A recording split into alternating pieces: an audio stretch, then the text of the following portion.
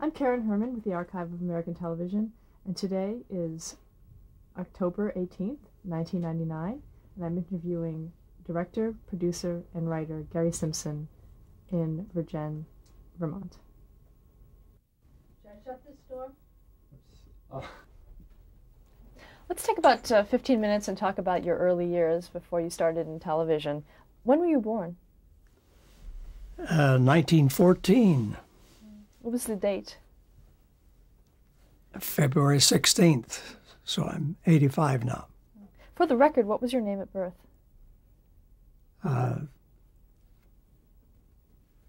Garry Chalmers Simpson. Did you have any nicknames growing up? No, Where were you born? I was born in Jackson, Mississippi. Is that where you grew up? No, I left there when I was 5 years old. I grew up really in Denver, Colorado, and San Jose, California.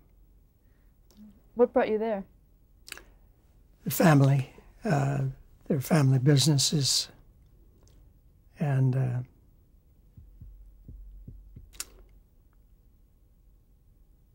moving west. What was your mother's name? Edna Hall. What did she do? Well, she was a belle of a small town ball and the belle of the town of a small town. And she did later edit a small town newspaper. And she liked to write, and she played the piano. She was an artistic person. But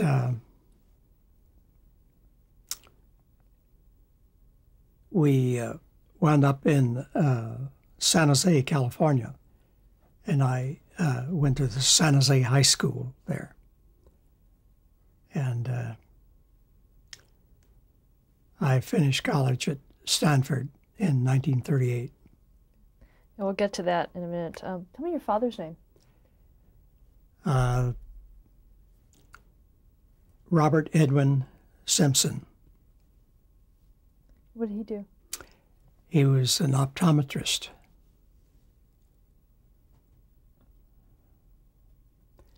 Do you have any sisters or brothers? I have three brothers, yes. What are their names? Vernon, who's dead, Sidney, who's dead, and Edwin, who's 2 years older than I. He lives in Los Gatos, California. Did World War I affect your family at all? Well, my uncle was in the war, and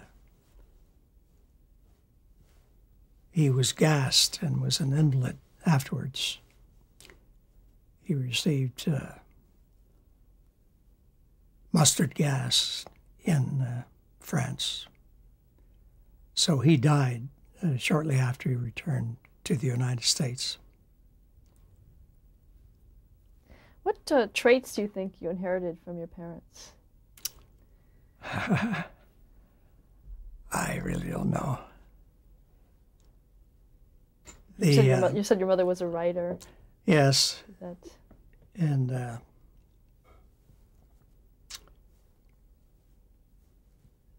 she was artistic, and she did a little painting, and I'm a Sunday painter myself.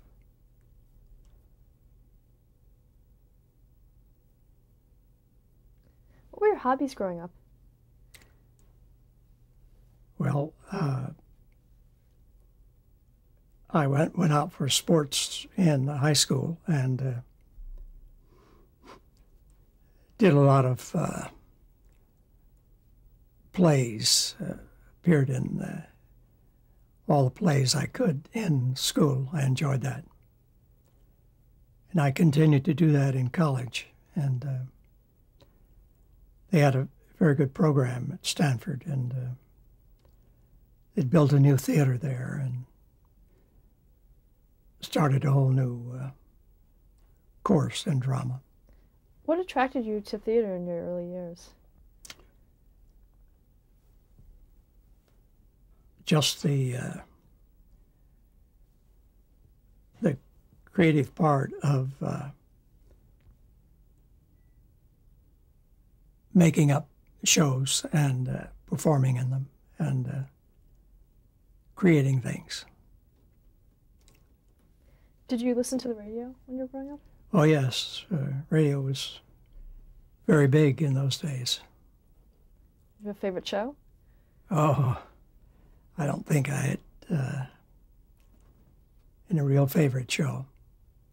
But the music was great then, and comedy shows were fun. Did you go to the movies? Oh, yes, all the time. And we started young going to the Saturday matinees, westerns, and graduated to, of course, the full-length feature films. And I remember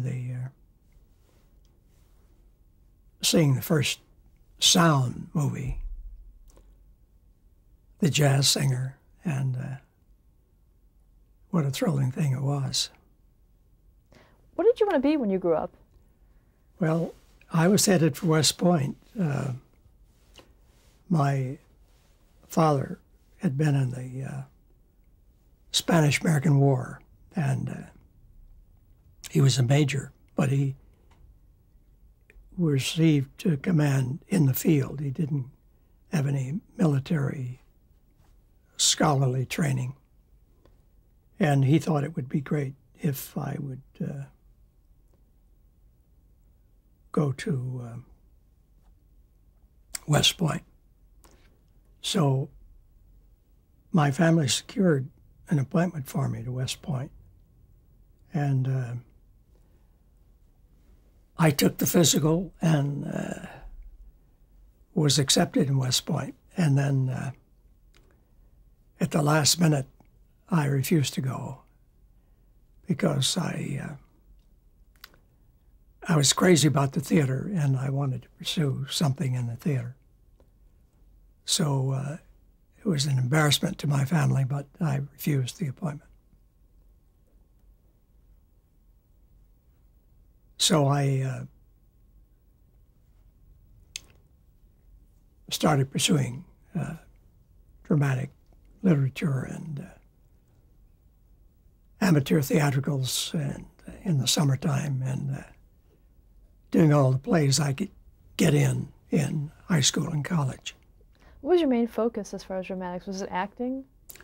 Or... Acting and writing, yes. About directing? Well, I hadn't decided to be a director at that time.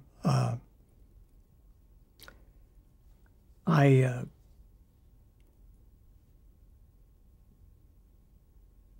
played in the summer theater with some important people like Joan Fontaine and Olivia de Havilland, and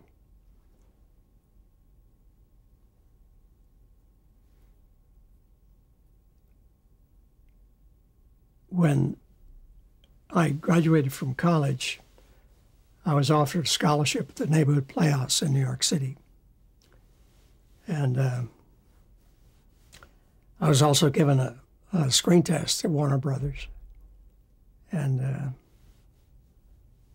I took the screen test, but they said they wouldn't give me a contract. They would use me as a job player, but they said they were looking for glamorous girls and beautiful boys, and I didn't fall in that category.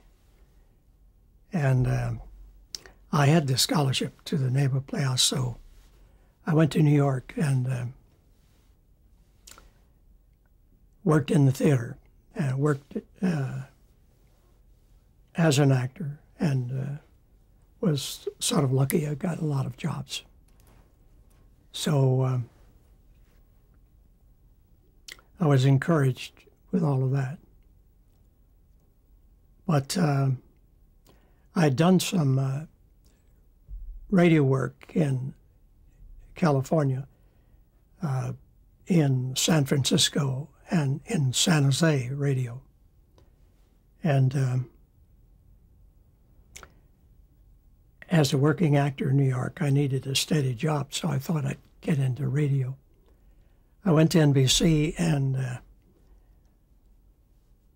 applied for an announcer's job. So they gave me an audition, and my voice has changed now with age, so I speak differently than I did then. But Pat Kelly, who was in charge of announcers at NBC, said that he didn't have any openings on the staff for me. And generally, announcers would start at smaller stations and work back to New York. New York was the big time. But that NBC was doing some experimental work in television.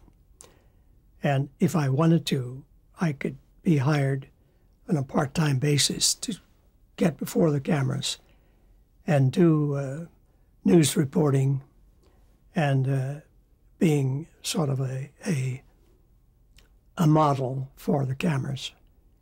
And if I were interested, they would put me on and have me do that. So I said, let's try it. And that's how I got in the studio. And these were experimental days. The programs were broadcast on the air, but they were not licensed for commercials. And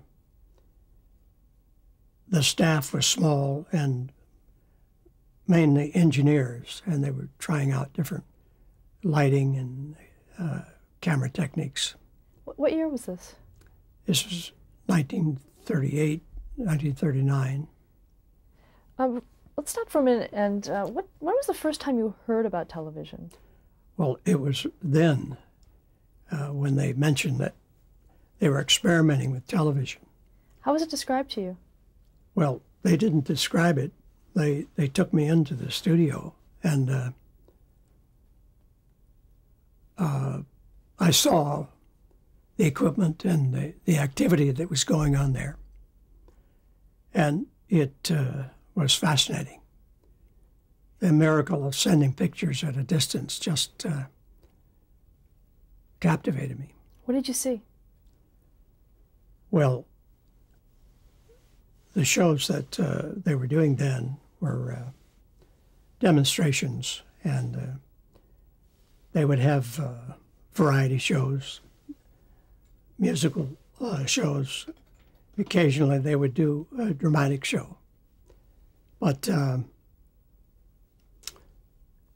equipment was very primitive, and the lights were extremely hot. And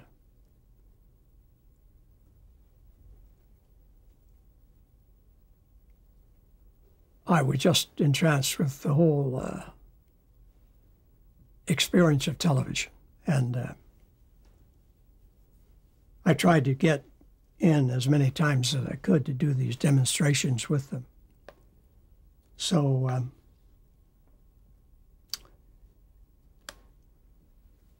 this led to my being employed by RCA. They said if I wanted to go on the road with a demonstration unit, that RCA was hiring a crew to go out in the field and demonstrate television to the general public. So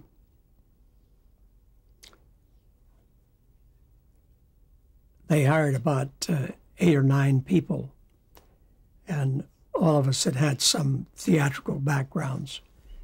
And we comprised some demonstration units, and we would go to various department stores, different cities, and demonstrate television. Some of the sets at that time were only 8 or 9 inches wide, the television screen. The following year, they brought out a screen that was 8 by 12 inches in size. And they would take these sets to a department store, put them in one end of the department store, and then in another end of the department store. They'd set up a studio, and we'd hire local talent, and we'd put on comedians and musicians and little sketches. And people would see us with the bright lights in the studio, and then they would walk around the other end of the store and go in a darkened room and watch the television on the screen. And that was our job, to travel to the larger cities in the East. And we went as far west as Chicago, and we did these demonstrations. And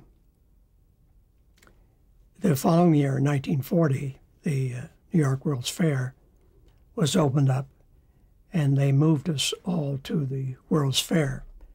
And we put on shows there in the World's Fair and demonstrated it to the viewers on television sets. Can you describe that demonstration? Well, we hired singers, jazz band, a singing guitarist, comedians, and Burr Tillstrom and his puppets was one of the people we used. How did he get involved in this? Well, he was discovered in the department store at Marshall Field's by our group that went to Chicago. And they would put him on the television cameras in Chicago.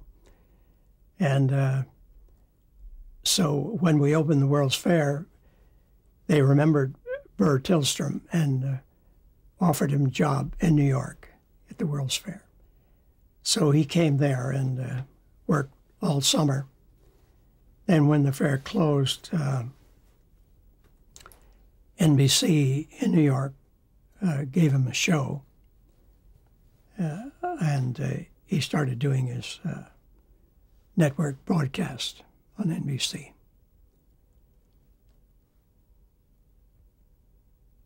In those early days, Burr didn't use a girl out front.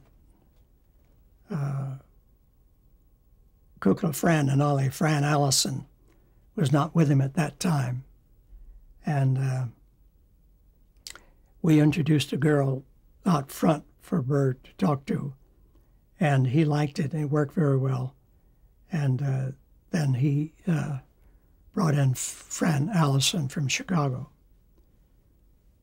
But Burr's passed away now, and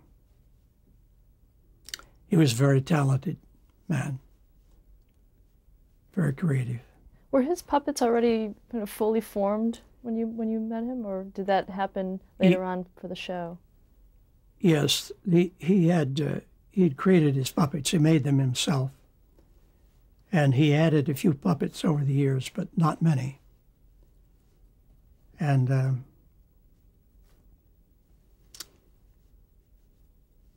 he carried them around in a suitcase everywhere he went. How did he relate to them? Did you notice that he had a special way of relating to the puppets? Well, he and the puppets were one. It was just remarkable. He could create a story with the puppets, and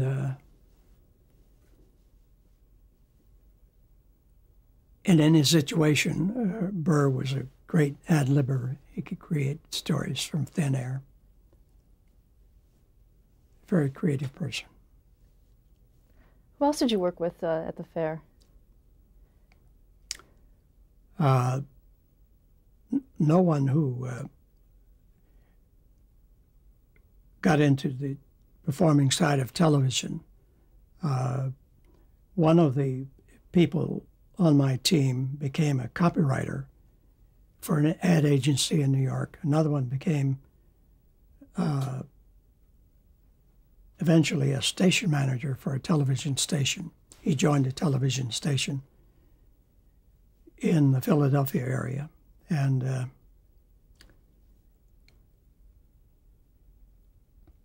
the rest went off in other careers afterwards.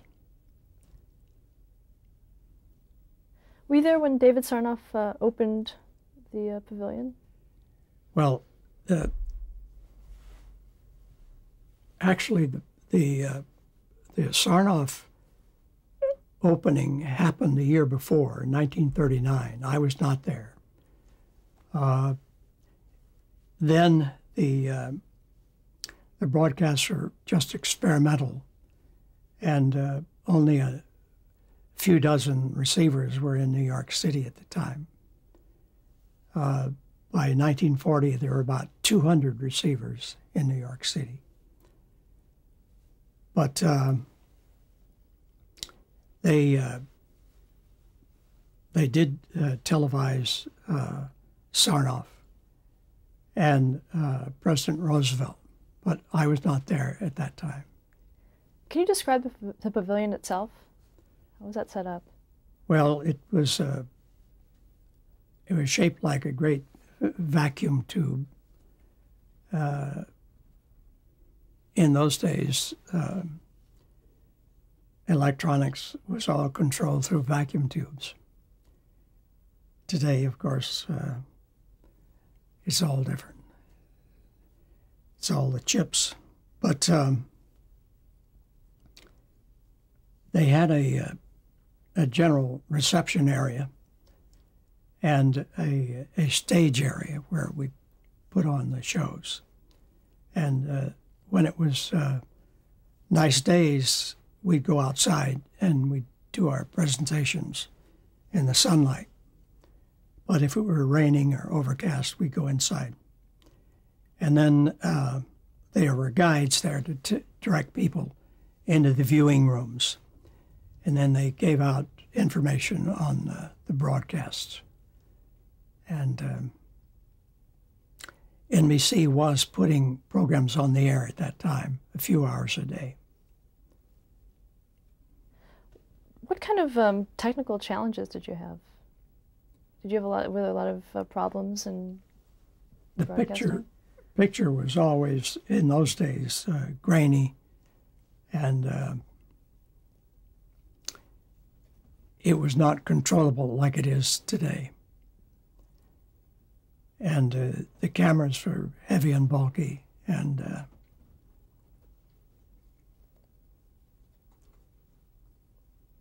there's a vast difference in the quality of picture. Every year they made improvements in the cameras. And RCA was the leader in most of that experimental work. So we were lucky at NBC in being able to get this equipment first and use it first.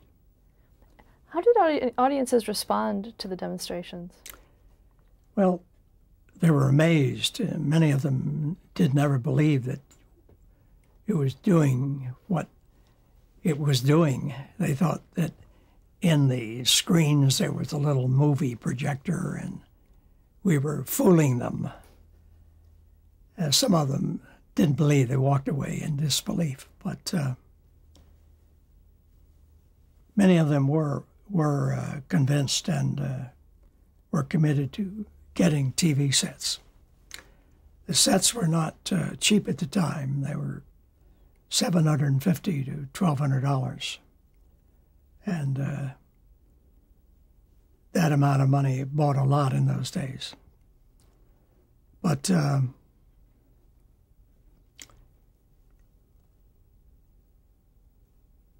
during the war, they sold about 18,000 sets. In 1945, when the war was over, in New York City, there were 20,000 receivers in homes. And at the start of the war, there were just a couple of hundred. Okay, but before we go to the war years, what were some of the, as far as the demonstrations went, what were some of the duties that you specifically had for the demonstrations? Well, as a director, I built scenery and painted it, and hired performers that I knew, and we'd audition people, and most of them stayed for the summer, but some would join with us for 2 or 3 weeks and then go on. They had other dates to fill. But we had a good variety of talent, and we'd give them schedules and tell them when we wanted them there and what they would do, and we'd try to have them interact with each other, and we'd try to create little little skits.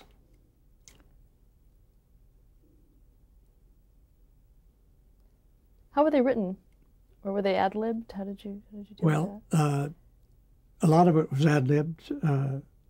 Some of us wrote some little sketches together and rehearsed the people in them. But they were just generally a variety show. And we had an MC, a person to describe what was happening and what the audience should do, where they should go, and all that sort of thing. And generally, the producer was that MC for that segment of the show. What producers did you work with for that? Well, they're people who didn't go on in the business, as I said, and the only name I can remember now is Steve DeBon.